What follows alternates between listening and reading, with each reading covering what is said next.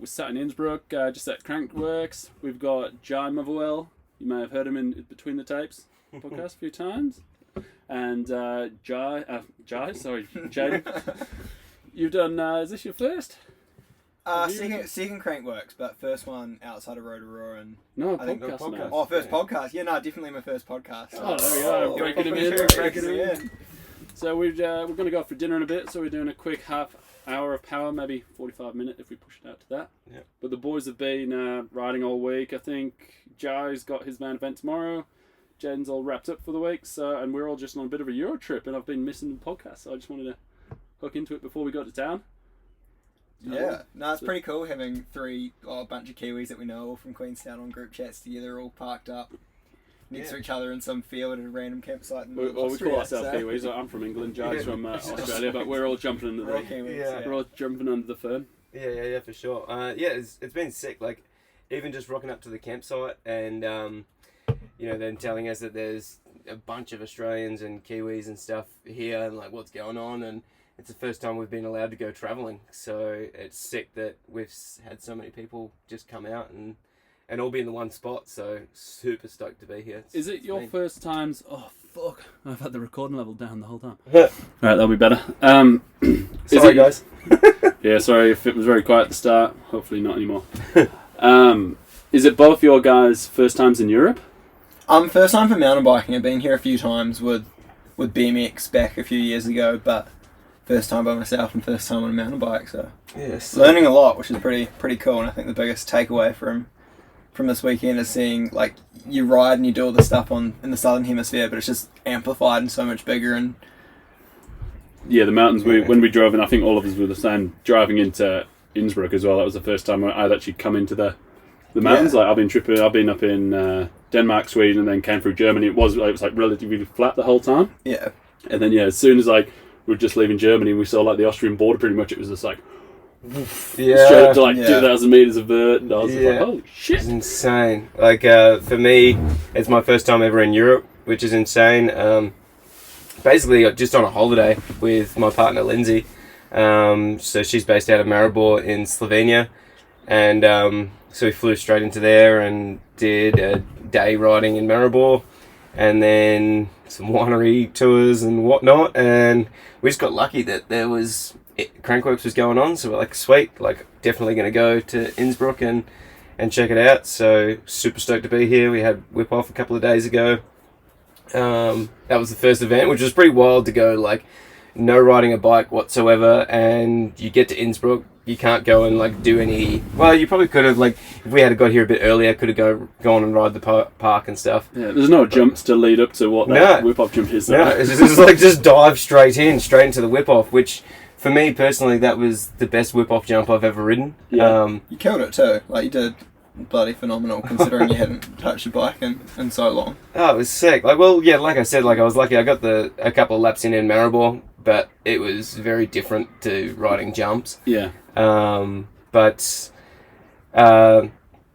was sick. Like, cool jump for whip off because it had a good stepped up landing. Yeah. And having the step down beforehand just gives you enough to like get a little bit of flow into the jump sort of thing. Like, I guess Rotorua was still sweet, but it was a flat drop to drop into it, and then you just like straight you go and you like hit the jump. So, having something to like kind of set your speed and flow a little bit, and then you can go straight in and hit this big jump. And just having like a slightly steeper landing as well made all the difference, because you were able to nose in your whips a little bit more and then just like push the front end down and into that landing. Whereas, when you get a little bit of a flatter landing, it kind of ends up a bit harsher and it feels like you're kind of overshooting the jump. It feels like you go to flat a little bit. Yeah. Whereas this one, it was nice to like dip it in a little bit more and roll away. And for me, it felt really clean to be able to, I think, just about every whip came back straight, which was cool. So I did hear when I turned up that you'd been throwing it pretty good, like riding a bit out your skin, so that's pretty... Yeah, stoked. You feel like that as well? Yeah. Like, definitely the best I've ever ridden in a whip-off. Like, we have Dream Track back home in Queenstown, and, riding that all the time, I feel super comfy and everything, and then go to another whip-off, and I don't feel like I'm riding the same as what I have when I go to our local spot. Whereas this jump, the landing steepness felt kind of similar to Dream Track.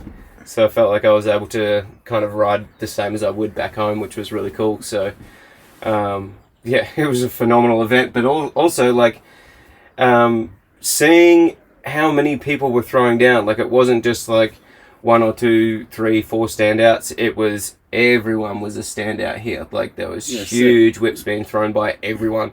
People you've got no idea who they are, because being from the Southern Hemisphere, we've kind of got our little bubble. And, yes, you've got Instagram, but there are definitely people that were there that I'm like, I have no idea who they are, and they can fucking send it. Oh, you can easily miss people on Instagram. Yeah. It was pretty cool, the atmosphere up there. Like, I think what you don't realise from sitting back on the internet and watching is you think this jump's real close to town. Like, you've got to get a massive gondola. Right? This jump's in the middle of nowhere, and you've got thousands of people up on this hill with beers and burgers.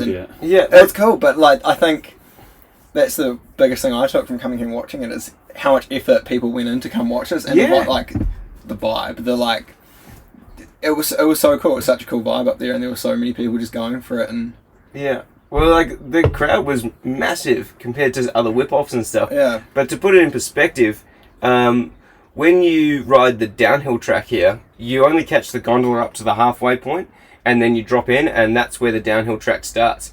The whip-off jump is at the top of the hill, so you've still got like another half of the gondi to go up, and it's about 20-minute gondola ride to the top. The gondola. Yeah, and you walk from the gondola up to the jump. Today. Oh, yo! Yeah, bro. Mr. Fitness! You missed the fitness. I still didn't see the jump.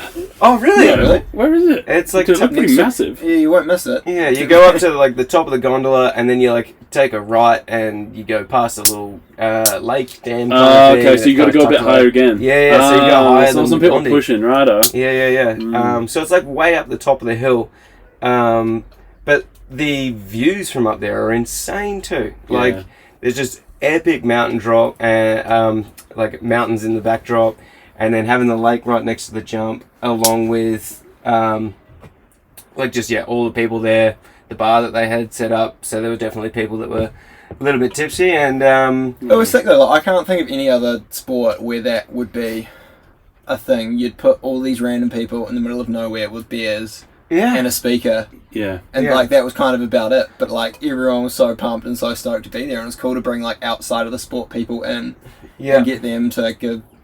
I feel like it was a bit of more of a true experience of what mountain biking is, not. You're up in the mountains. You're not just like not this grandstandard kind of slope shop, which is awesome, and there's a place for that. But I feel like the whip off's a bit more true to what mountain biking is, which I thought was real cool. Yeah, the only downside to riding in the whip off is you don't really get to see much of the whip off, because you're like, you do the jump, you do your whip, and then you're like pushing up, and then you've got the jump on one side, the crowd in between, and then you're pushing up the outside. And if you want to do well on the whip off, you need to do as many laps as you can and try and get seen. So if you get up to the top, you got 30 seconds to catch your breath, drop back in again, and then hike back up again. So it's really hard to see much. It's not like a little. Yeah, it probably takes about five minutes to walk up. So you got your steps in that day? Yeah, I got a lot of steps in. It would be interesting to put like a Fitbit or something on someone to track all that day. Did you do it as well, Jayden? No, I didn't do it. I just went up and watched. You've just got the hardtail at the moment, or was it you just weren't in? I want it, maybe next year we'll enter on a hardtail and see what happens. The thought went there, but I didn't want to axe myself doing something dumb like that right at the start of Crankworks. But fair enough. Now I've seen the jump and know what it's like. I think next year we'll do it for a laugh on a hardtail, see what happens. Yeah, I think it'll be sick. Because I definitely believe that you could do a clean double backy on that jump too. I reckon you could do 3. 3, yeah, it could be on. Well, if you put it into perspective on, you were doing double backies all day, like 4 days on end in speed and style practice and leading into the competition on a jump that's probably half the size. I think it's obviously hard to find somewhere where you can practice and learn a triple flip. Yeah. But I think you could do it. I had a real interesting conversation with Griffin Paulson about triple flips the other day, because I've wanted to try one for so long, and I went out to the Franklin Farm, Jed Milden's playground, and just could not get my head around. I've done double flips on 6-foot takeoffs, and it's all good, but trying to get that extra flip and the mental game from getting between half a flip from the takeoff to your first flip, a full flip, then another half a flip to get yourself around. that's so hard, and like how hard you have to rip, like trying to hold yourself in position and not like G out. Yeah. I really no, that's the next step. I really want to do. And a triple. spotting the landing, because you would be going so much far. Well, you'd be doing like what, maybe like 50%. Well, yeah, like, I think on small double flips you don't really spot a landing anyway. You're kind of Just hoping get your the body feeling. can tell, and you've done it so So many you times. don't, because I've heard from many people that are doing double flips, they'll do the first flip, spot the landing, and then do a second one. You don't really find yourself doing that? I go from the sky. Like I'll go, there's the sky, Yeah, okay. and then open myself up and like hope the landing's there. Because I interesting. think, yeah, everyone does them differently, but Do you look for colours when you're doing flips or double flips, like for spotting things? Because I find when I've like coached people into doing flips, rather than trying to spot a landing, I've always told them to look for a certain colour. So it's like, if the landing's brown or whatever, because like when you flip, you might see a sky. Like I think that's why I maybe look for the sky, because the sky's always a pretty bold. Yeah. Like that, you can tell the difference between when you're spinning that fast, the difference between the sky and the ground pretty easily. And I think the skies you see it twice in a double flip, you only see the ground once before you get there. But I think the funny thing from this weekend is before this weekend I only ever done one double flip to dirt, and I think a little bit deceiving by the posts and whatnot I have on Instagram. Yeah. But Really? if you take out mulch jumps and airbags, like the only double flip I've ever done was No way. Crankworks Rotorua, the practice, and then Really? So that was the one time that you did it to dirt? it's the one time I've done it to dirt, and then did on race day yesterday, did 8 in a row, without crashing, Dude, touch wood. 16 So, flips in total. yeah. So we've gone from 1 to 17 over the weekend, so. Jesus. Yeah, So I think that how was long was the practice session? About 2 hours each day. Like they weren't massive, but they weren't small. I'm not great at maths, but I'm just trying to work out how many flips an hour you're doing. Yeah. So it's like, Too many. just 2 hours, so 8 that's an like eight flips an hour. That's pretty wild. So it's like more than just over one, like every 10 minutes. Yeah. Yeah. That's No, it was insane. cool. It was like a cool event, and stoked that it all worked. I came here wanting to do that and to. Well, the biggest standout. Well, how did you go? We'll stay on this actually. So what? Because you didn't manage to qualify in the end. No, so well, qualified through qualifying. Yes, there were 41 entries, and I ended up 12th in the end. Oh, right, that's pretty decent. Yeah. So I was happy, but Yeah. you're always I think coming from a track cycling and BMX background where it is super competitive and the results are everything. It's hard to let go of a not amazing. Well, it's not that. Just put it into perspective. You were 12th in the world at Speed and Style. Which is cool, and like- I super stoked with that. I think I'm real pumped with like performance, and I'm content with the number that comes with that, which is I think the best way to put it. And Well, the other hard thing is that like what's shown on the live stream is only the top 8. So it's like, there are still rounds that happen that people don't even see. Yeah. So it's like the first half of Speed and Style is shown, is like performed, but without coverage. So it's like people on the outside watching would be like, oh, Jayden didn't make it in. And it's like, no, Jayden made it in. Like Jayden cleaned up most of the field and then got through and then was knocked out just before the round of 8, so missed out on the television like side of it. But you crushed the field. Like you did really well. You're in the top 3rd in the world.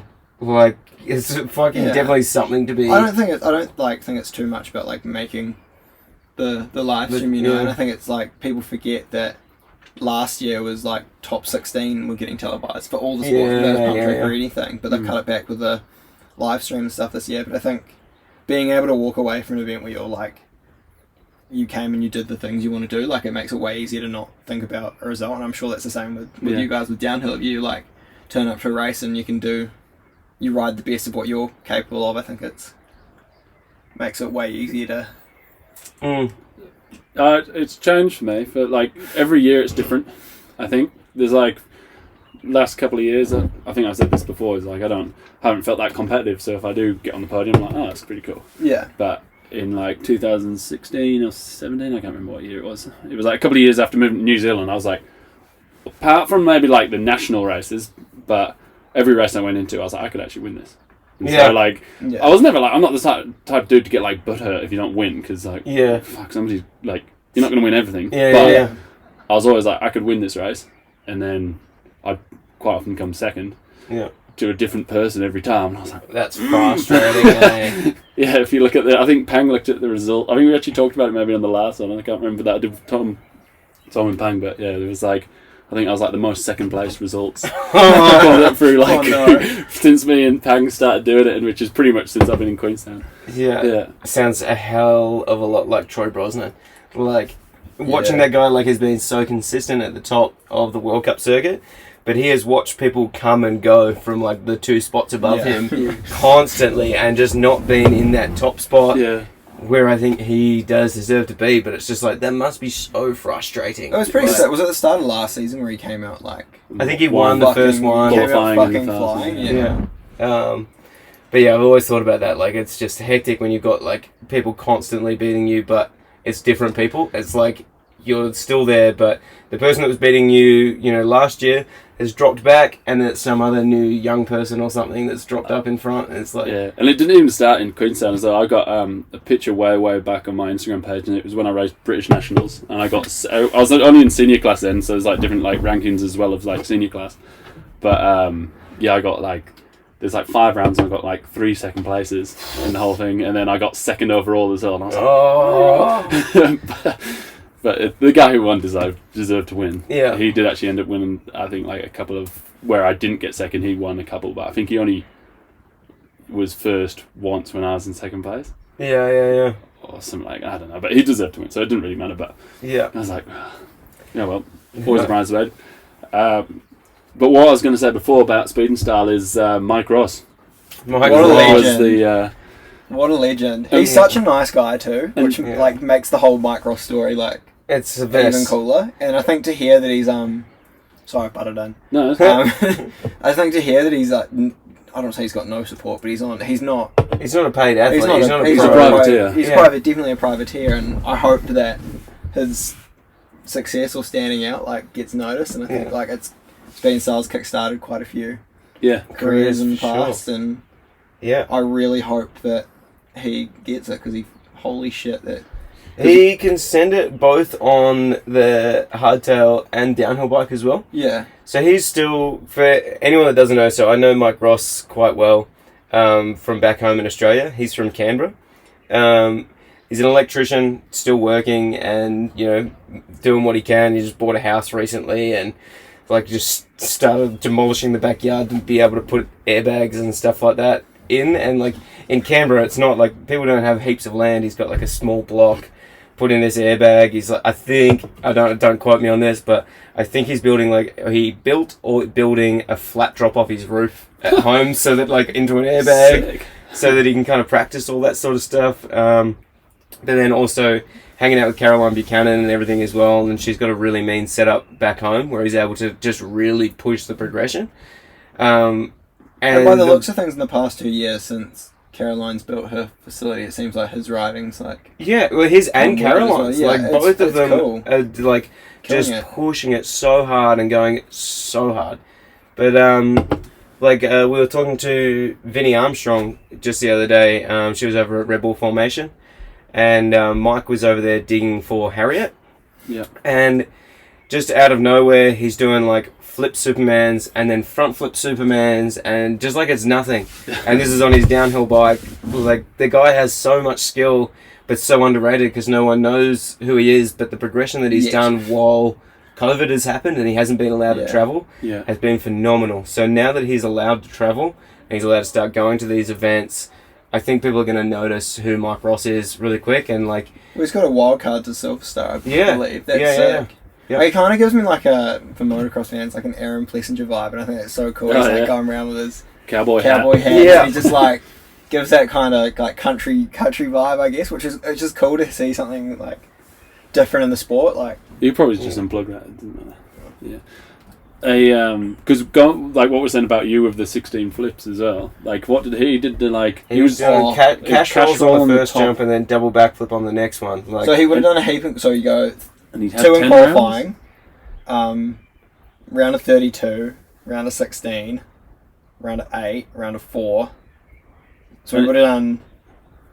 And it's 2 12, heats. yeah, we would have done 12 cash rolls and 12 double back flips. in a plus, couple of hours. plus what he did in practice. Yeah. So Yeah. probably And looking on at, lock. and then also I didn't see one that like. I think that's the difference. Like, there's one thing doing like a double back for a cash roll, but how consistently and how clean he got them all. Was And for anyone that didn't watch the thing, like he pretty much just lost on the speed, but only just. Yeah. it Yeah, wasn't like, slow. That's the No, thing. it wasn't like, it was slow, like, like, but- it was just. But he was just behind, but he was throwing that cash roll is like quite a timely, you know. Well, another thing that a lot of people don't know about Mike Ross is he only picked up mountain biking recently as well. That's a cool And it's story, the same with actually, you, Jayden, as well. But yeah, he only picked up mountain biking recently. He had like a BMX kind of like park dirt background, so he always had the tricks and everything. And I remember the first Crankworks he went to, it was in Rotorua. Didn't own a hardtail, he just like went over with his trail bike because, you know, BMXer getting into mountain biking, bought himself a trail bike and just started trail riding and doing a mix of downhill and trail riding. And went in not expecting to do well, and then he made the round of 8 at Rotorua, and that was when he had his first like, kind of breakthrough. And I think at that point he was like, fuck, I think this is the sport for me. Like, I need to do this. Yeah. And like, you know, 3 years later, we're watching him doing cash rolls and double backies and like it's nothing. He's there, he's got the speed, but he's also got the speed on a downhill bike. I've like kind of kept track and watched his racing back home in Australia as well. And he's kind of like around that like top 10, 15 sort of level. Like he's got the pace. Yeah. So it's just so cool to see someone enter so late. Like I think he's the same age as me. He's like 28 or 29 now. But probably only started mountain biking at like 25. So it's Still insane. so much more to learn. Yeah. Like Right. he's got a long way to go with like whatever he wants to do. Yeah, and you say he's got a wildcard into Silver Star. Yeah. And is that one of the events to work you towards a slope style? I think it's a gold event. Is it a gold event? So it's I believe, I don't know for sure, but I'm pretty sure it's like you're saying, a gold event. So it's the step before the Diamond League, Yeah. which is Yeah, obviously yeah. what you see at Crankworks and all that sort of thing. So So nice. Is it your fridge kicking in? Sorry about that, homies. but no, I think that'll be real cool for him. And Yeah. if he's listening, I'm a massive fan, Mike. So Yeah. keep Mike, going. if you're not listening, you should start be. listening. Start listening. Yeah. And then another one that I want to talk about that isn't here at the moment. He broke his wrist at another event. There's another guy that I think everyone should have a look into, and that's Luke Parker. He's from Melbourne, kind of like this, literally the same area that I grew up in.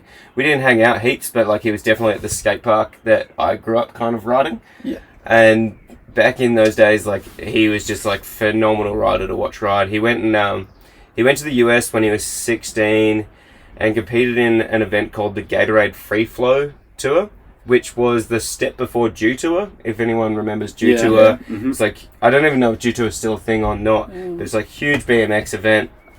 And Luke won the Gatorade Free Flow Tour in dirt. He was like riding against Larry Edgar. For anyone that knows, Larry Edgar kills it on the Vans comps and stuff like that. So Luke was a really talented, he still is, really talented BMX rider, but he had a couple of crashes on the BMX. He broke his leg trying like a flare bar spin or something. His leg got stuck in the frame and snapped his leg. And then he kind of like backed off his riding a little bit for like the crazy tricks and just started going like a little bit more flow and all that sort of stuff. And then picked up mountain biking in the last year or so. And he's doing really well. They had an Australian slopestyle round recently, which I believe he won, and he was like riding with Mike as well. And then the two of those boys both went over and did a couple of European slopestyle events. Not sure off the top of my head where they finished up, but looking at their riding was really sick. He got a third? A third at the one in Slovenia. Yeah, Which was okay. that again was that might have been a silver, but Yeah. that was a big slopestyle event that there were lots of people for. Yeah, and he ended up, I think it's like his wrist or arm he broke. He was doing a really mean super flip, like just for the crowd. Like I think he had a bit of an average run or something, but he was just like last jump, go for a big super whip, and ended up like kind of getting caught out and hit the deck, broke his wrist and had to head home. But I asked him beforehand if he was coming here to Innsbruck, and it was another one of those things. It's someone that's not a professional athlete. He had to get home and work. Like, he didn't have the money to, just kind of travel freely like so many people do. I think I used to race BMX with his brother. Yeah? What's his brother's name? I don't Maybe know. it's Josh, and maybe it's not Josh. I'm not sure he I even had remember a this brother. I know he's connection got years sisters, ago. but... Maybe it But wasn't. Luke used to race BMX. Maybe I used to race with him. It was probably Luke, because like God Luke was a knows. really talented BMX racer, so that's why I was like, he's also one that probably would do really well in speed and style as well. I know he is going to go to Cairns. I'm pretty sure he's going to do Rotorua as well. But then he's also got the invite to that Silver Star event too, so it's cool for me as an Australian to start seeing some slopestyle guys from Australia starting to get onto the scene. Because I tried pushing it pretty hard when I was working in Australia to get slopestyle events, and I just got a lot of pushback that people were like, we don't have slopestyle riders in Australia, that's why we don't have slopestyle events. And then for whatever reason... It's like chicken and the egg. Yeah. For whatever reason, they started pushing slopestyle events since I've been over in Queenstown, and then now you've got Mike Ross and Luke, like, both coming through, and then, like, there's a bunch more as well. Like, even Duke Millington, he was doing speed and style this weekend as well. I remember his scrubs today. Holy shit. Oh, yeah. Duke was on fire with his scrubs today. We got some mean photos of him laying it over, almost dragging the bars on, like, the top of the flat table. Like, so this is... I got a few debates coming up. All right. So I'll get to the scrubs next, but we'll just stay on the speed and style theme. Yeah. So I was talking to Vinny as well, and she was saying that ETs in the women's... in the women's rounds are worth points. Yeah. I'm saying they should be worth minus points. I think a year ago when the women's free ride movement started happening, it was like okay, but I think that the girls have come so far that like it deserves to be a no point trick. Well, what my two things is, speed and style is like the jumps are for the style, not speed. Whereas like an ET essentially is to try and like aid speed. So that's one thing. Yeah. And then two, they're not even that stylish. Yeah. So scrap them, and that's why just scrap them. Yeah. And again, somebody who's not listening, Crankworks, take them out. So it's definitely a hard one to comment on because I haven't looked at what the judging format is at the moment. But one thing to take note of from this is when it comes to speed and style, so many people probably don't understand how it works when they see time deducted for tricks, and especially if you don't understand the difficulty of the tricks, it makes a really hard competition to follow unless you're like really involved in it and you understand what's going on. But they have a judging format, and it's like a table is listed with like what tricks are worth what points, and that those points are how much time is deducted from your run. Should put Bar Shagger on there. Yeah. Big goon. And finish line. So with the women's tricks, separate to what the men's tricks are, because the men have been in freeride and slopestyle for so long that they've got so many tricks in their bags ready to go.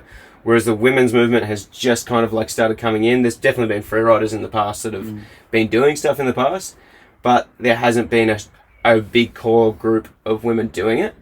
But now that we have that, I think that the tricks definitely need to be realigned.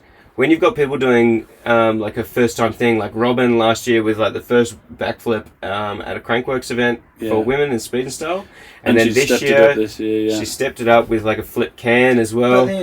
So the tricks are being stepped up to being stuff that has never been done before. I think that the format needs to be tweaked a little bit to reflect the progression. I think you've got your group of 20, 30 girls that have like took off with this free ride progression, but I think if they keep moving the points too far, you're gonna scare off the next next ones coming through. Like I think maybe not ETs, but I agree. I think ET's like a cop out as well. Scrapped. Like because I think the other thing with this, Vinny was saying that an ET is worth more points than a 1 foot can. It was a 1 foot can, and I'm like, so it's going to make you not. Oh no! It was an X up. Yeah. So she, an ET's worth more than an X up, and she was like, "Well, why am I bothering doing this?" X up, which is a harder trick. ETs don't look that cool. They're easy, potentially making you go faster. Yeah. X ups always cool. Yeah. But then in the men's field, I'm pretty sure an ET is a negative Like, you lose points for doing an ET. And it's the same, if you do a whip, you lose points for doing a whip. Do you? Yeah. Oh, no, that should be the opposite. Whips are so sick.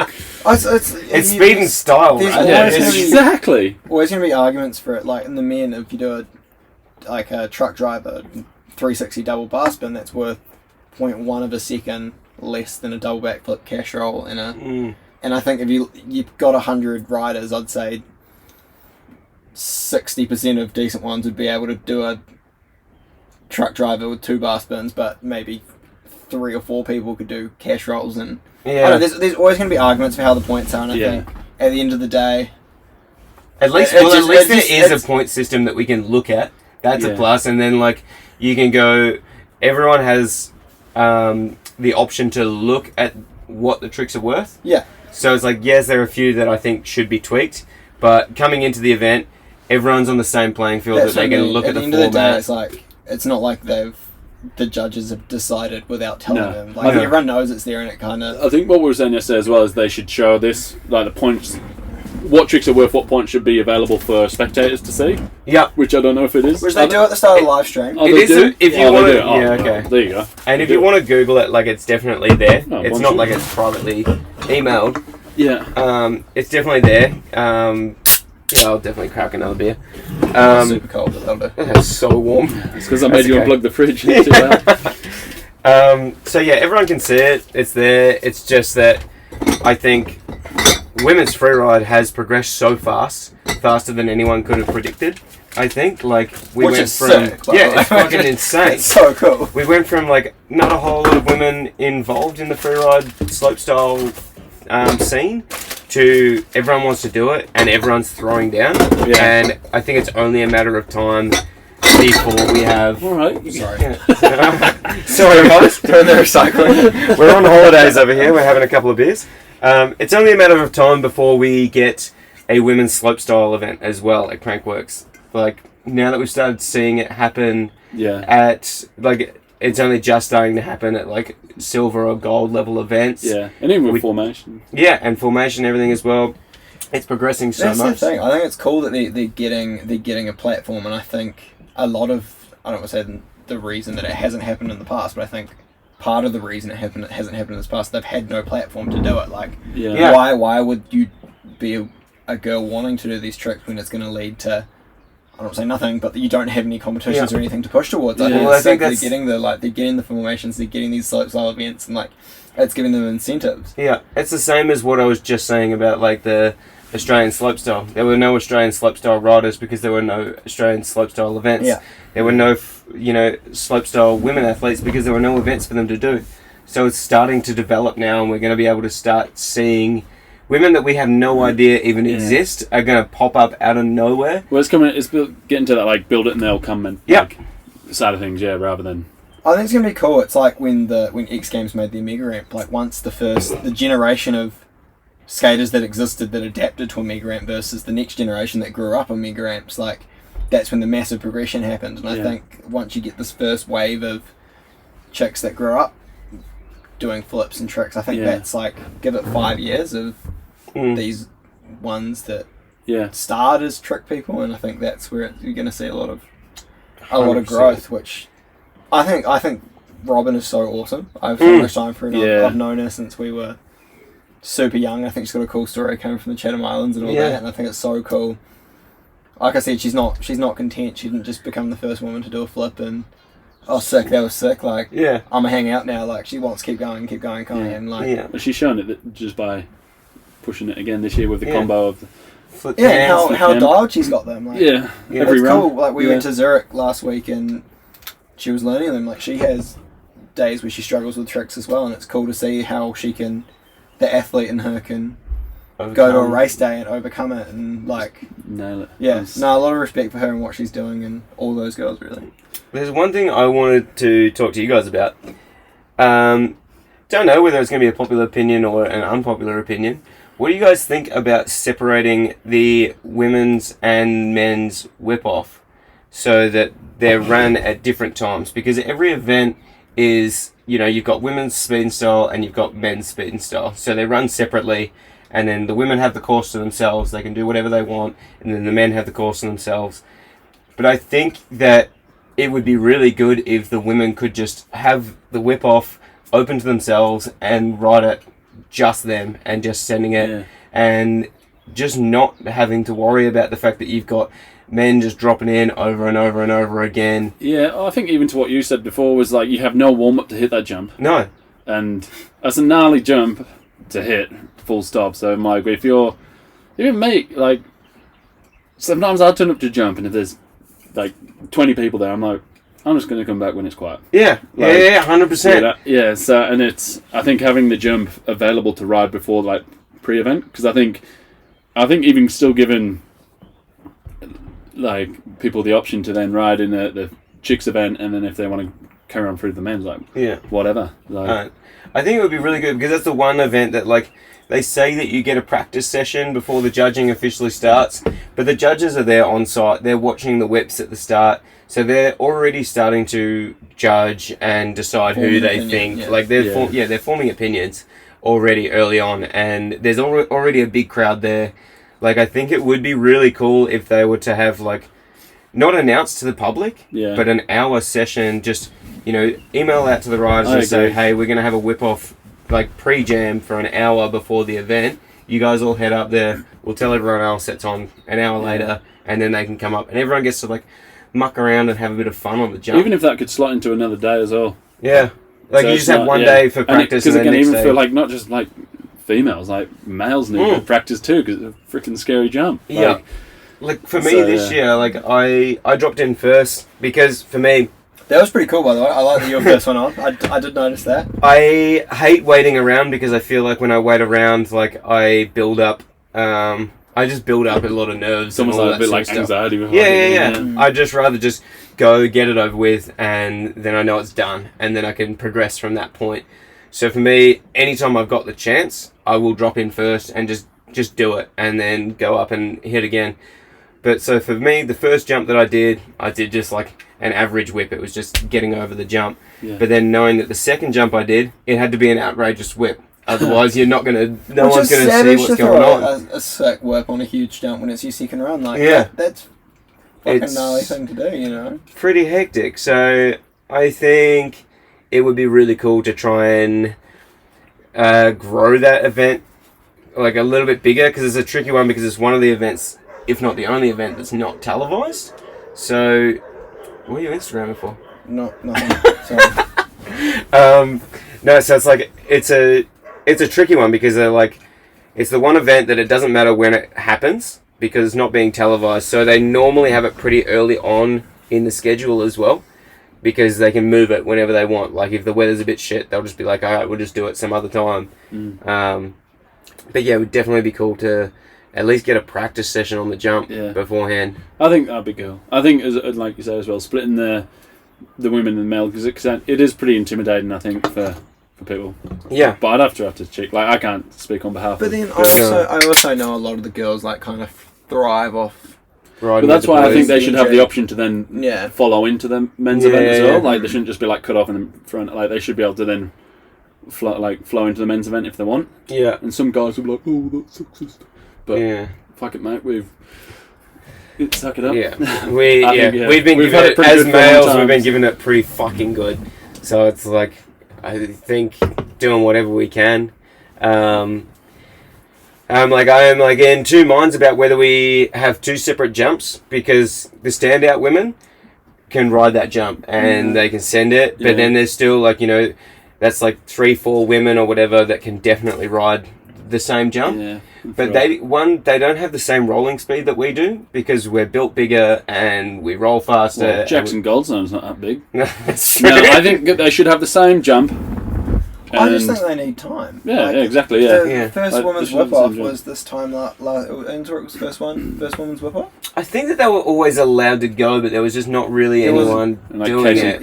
Casey Brown was like the one that was going. Like Casey's been doing the whip off for a few years. But it was never like an official woman's result. That's a new thing that they've got like. Last few years. Yeah. Which is awesome. I just think they need time, and it's. Yeah. No, that's fair. I think it'll grow. I think separating, having that at least a chance for the females to do their own thing beforehand. Yeah. And then they can merge into the men's after if they want to, but they can be judged before that. Yeah. I don't know. But I'm sure if they're frothing and throwing big rips, and they won't give a shit, so they'll just all roll in. I think it's definitely a but I think conversation we need to have with the chick, women and see yeah. what they want, and just be like, not just one. Like, I think it needs to be like a collective, and just get a bunch of the girls all together and say, what can we do to like make this more comfortable for you guys? Because I think being mixed in with men is just, it's a bit hard, and it's hard for the judges as well, because the judges are looking for the biggest whip, and then you just got mixes with everyone. And like, I think it's just tricky. And I think if like, again, I might be speaking out of turn, but if you're like, it's not like, oh, you go next, you go next, you go. It's just like, every man for himself, like to drop in. 100%. And if you're like, it's like every man and woman for himself. But I think when you're like a bit intimidated, then you're always going to let the person go. Yeah. Well, the first whip off I did, second whip off I did one in Whistler, but I was young and just rode the jumps or whatever. I wasn't really doing whips. But the first one I went to seriously was in Rotorua, and I only did 3 laps because I felt rude pushing in front of everyone. I was like, I didn't want to cut anyone off. But then you've got a bunch of people that are standing around that aren't ready to drop in. Yeah. Meanwhile, on the scrub off today, Jai did the most laps out of everyone. Well, that's alright. So that's so good. We're running out of time, so let's skip on to my next thing. What do you reckon to the scrub off? Good event, bad event? Is it more a riding event or a photography event? Third question. I think that putting the word unofficial before it is perfect. Yeah. Unofficial, official. But it just takes all the pressure off and like stops it from it, and it keeps it fun. Like, yeah. And I don't think anyone there actually cared where they ended up. I think everyone was there because they knew there were 100 cameras there, and it was a crowd pleaser too. There was thousands of people. Like, yeah, it was a big crowd. There was thousands of people watching someone hit a 2-foot gap. Yeah, like, that's all it was. And the best thing was it was chaos as well. Like, people were crashing so much. There probably more injuries on that than the whole speed stuff. Yeah, like, and I think that's what, and like, as much as it sucks, as someone that's watching an event, people love watching people crash. It's it's funny. Yeah. So it's not funny that they get hurt, but just crashes are fun. On a side note, like, prayers to Tyler Brooker, who broke his foot or his leg and is in hospital as we speak. But yeah, Jayden and I were talking earlier today that we both thought that it was like, it wouldn't be a bad one to crash on. Like, you can do anything you want because 1, you weren't going very fast into the jump. 2, the gap was 2 foot long. And worst that's going to happen is you're just going to like wash out on the landing. And we both managed to eat shit and get rolled. Yeah. Because it is like, I was watching it, I tried to get in but I wasn't allowed. But thanks, Lauren. When I was watching, I was like, if maybe, again, putting it unofficial made it pretty good. Yeah. But if you want to do it, do you reckon that was actually a good feature for it? Or do you reckon that you should actually have, like, if you're going to do it, make, like, a better thing where you can scrub the fuck out of it? But no, I think that's what made it funny. They just did what they could, and like... Lindsay said the same thing. Lindsay thought that it wasn't really a very good jump for doing scrubs. Personally, I thought it was sweet for it, because you could hit it at the pace that you wanted to hit it, and... like, you still had to, like, I don't know what else you would do to make it, like, a better jump for a scrub. Like, the only thing you could do is make it, like, a roller thing where you slide over the top of it and then you just, like... But then no one's going to be getting any air. So it was tricky to manage your speed to the point that you still got air off the jump and you didn't just, like, roll over a tabletop kind of thing. Yeah. You still had to go fast enough to get air, but the jump also held stay up pretty low. well, actually. I thought it was going to get blown to pieces. Well, the other thing is, like, a scrub wasn't invented just for being low. It was invented because you were, like, going flat out. That's true. And you had to, like, maintain your speed. Yeah. Whereas it's saying, like, you could come in, like, slow and then scrub. I'm like, well, this is not a scrub. Yeah. Just because you go low, it's not a scrub. Like, you need to be going, like, fast as fuck. Yeah. And, like, put the bar down into properly, But the one thing about that, if we were to have... So that's why I'm like, is it just a photo event? Because the photos that came out look fucking sick. Well, I agree. But when I was like... Actually, I like watch about like 10-15 minutes. I was like, I'm just gonna go for a ride. Because it wasn't it was like just repetitive, and but it wasn't like. But for the photos that come out, dope. Well, I think like what you could do is like if you had a tabletop, like maybe 4 meters long tabletop that you had to hit fast and scrub. Yes, it would be sick. Or even, but people would die. Like because you would be going so fast scrubbing, and people are trying to win. They're going to land sideways. Like, at least with a whip-off, you've got the stall time. Yeah. But if you're doing, like, a proper scrub-off on like a race jump kind of thing, people are going to die. Like, it'll be bad Yeah, crashes. that's a good point. So it's like, I think it's safe doing it on that you can stay as low as you can, and for the most part, people are going to come out uninjured. Yeah. So I think for me, I think that was a good jump for it. For like 1, for the crowd, 2, for the safety of the riders, and 3, for the photos. So 3 for the word unofficial was perfect. yeah. So just on like when I was pedaling up, I was trying to think of like the most perfect like scrub jump you could have. Yeah. And I was thinking, so not necessarily like a flat tabletop, where it would be like a step up, but then the landing would be like a long roll. Yeah. So as you are coming fast, and then you're scrubbing off the lip, but then as you're still, so you actually are kind of getting air, I guess, because you're going up. But then like any step up, you're always like, your momentum's kind of killed because you're landing like higher than what you took off. Yeah. Whereas like with that, it's like because you're landing like below yourself almost, like that's where you like pick up the momentum and have like a big spill. Whereas like normally on a step up, you can have some pretty big crashes, but you kind of just. Yeah, I think one jump that would be good for that would be original, like the spine that kept building. Yeah. If you came into that jump like a little bit faster, and that was the jump that they held it on, that's like still a spine-ish, but it's stepped up. But you take off, and you're not just judged for like the top, like the whole thing. Like if your bar's like kind of low over as you're going up, your bar's already down, and then you're up. Then you've got the chance of actually like clipping your bars on the landing, like dragging your bars through the landing, or. I guess the only like a very cool thing of the jump they used was like it was hardtail friendly. Yeah. And there was no like bike that had an advantage. Like there were people on big downhill 29ers that were sideways flat, and there were. I'm pretty sure the guy that won was on a 29. Yeah, he was. Like, And downhill bike. He was a legend, by the way. Yeah, I've never seen him really before. But he was going out the gate. But yeah, I think that's another benefit to using that little stalwart. So we're giving it a green light. Good event. Yeah, oh, absolutely. I thought it was sick. I had so much fun. That's enough. Yeah, that's good. Yeah. Well, we well over a half an hour. Town is calling. Yeah. Better crack on. So we're gonna go have some beers. Thank you guys for listening. It's been fantastic. Innsbruck's beautiful. Come to Europe. Let's go traveling. And Jai's going to win the downhill tomorrow. Good night.